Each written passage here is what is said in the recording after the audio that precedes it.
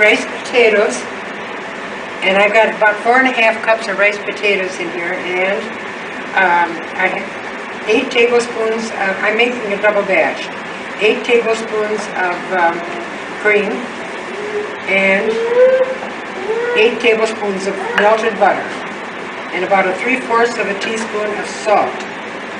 You mix all that up while the potatoes are still warm, and then you have to let that cool. Then we'll let this cool. And when it's cool, we'll add the flour. Okay, so we don't mix the flour until the potatoes are all cool. Yeah, right. Okay. Yeah, this has to be completely cool before you can put the flour in. Sometimes you can even let it sit overnight.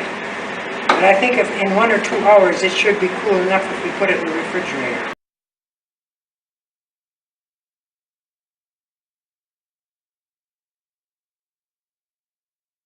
We mix our lefse according to the recipe.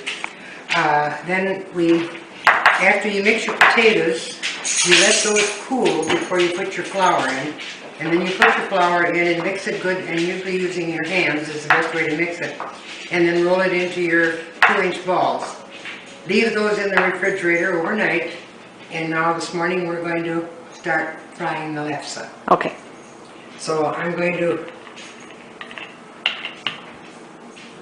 and when you're putting it on your pastry cloth, be sure you have plenty of flour so it doesn't stick. And make sure your rolling pin has flour on it too. It's just as thin as you can get it. The thinner the better.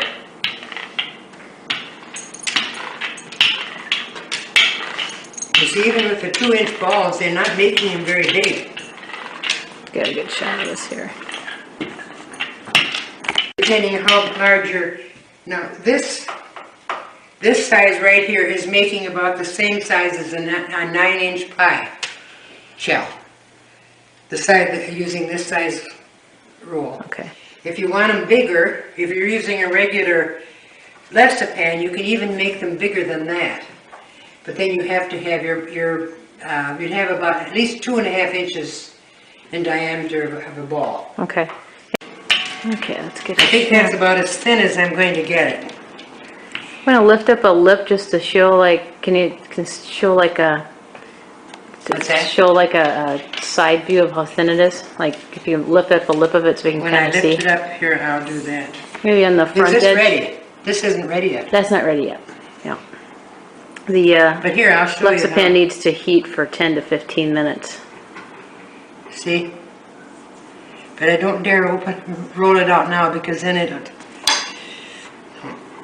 I'll have to wait till I put it on the grill. Okay, I just wanted to show how thin that gets when you roll it. Yeah, Because if you roll it too thin, then it dries out on the griddle. put your lefse onto your grill. You watch it, and usually the one side is done if it bubbles a little bit like this. See? Then it's time to turn it over. See? Perfect. Perfect Then, color. so when you the first time you have it over, it should bubble. So we didn't have it hot enough before. I gotta do this.